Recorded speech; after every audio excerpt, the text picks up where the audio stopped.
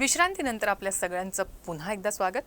अमरावती जिल्ह्यात खरीप हंगामात 2000 हेक्टरवर पेरणी पूर्ण झाली असली तरी अजून 45% अर्थात 1,24,695 शेतकरी पीक कर्जापासून वंचित आहे।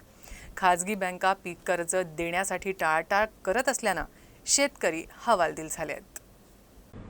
जिल्ह्यातील एकूण 2,77,100 शेतकरी कर्जाची उचल करू शकतात। त्यापैकी 1,52,405 शेतकऱ्यांनाच आतापर्यंत पीक कर्ज मिळाले। यात 11 राष्ट्रीयकृत बँकांनी 37%, जिल्हा मध्यवर्ती सहकारी बँकेने 90%, ग्रामीण बँकांनी 61%, तर 8 खासगी बँकांनी सर्वात कमी केवळ 6% पीक कर्जाचं असं एकूण सरासरी 55% कर्ज वाटप केलंय। खरीप हंगामात शेतकऱ्यांना पीक कर्ज देण्यास राष्ट्रीयकृत आणि खासगी बँकांची अनास्था पुन्हा एकदा प्रकर्षानं उजेडात आली। जिल्हाधिकाऱ्यांनी आदेश दिल्यानंतरही या बँकांनी पीक कर्ज वाटपाला गती दिली नसून कर्जाच्या प्रतीक्षेत असलेल्या शेतकऱ्यांपुढे आता अडचणी वाढल्या आहेत। पीक कर्ज वाटप करणाऱ्या खासगी बँकांनी तर उदासीनतेचा कळस गाठला असून केवळ 6%च कर्ज वितरण केलंय। विशेष म्हणजे या बँकांनी कर्ज वाटपाची माहिती देण्यासही टाळाटाळ केली आहे। शेतकऱ्यांना पेरणीसाठी पीक कर्जाचा मोठा आधार असतो। यंदा खरीप हंगामात पीक कर्ज वाटपाचं 1,600 कोटी रुपयांचं उद्दिष्ट ठेवलंय।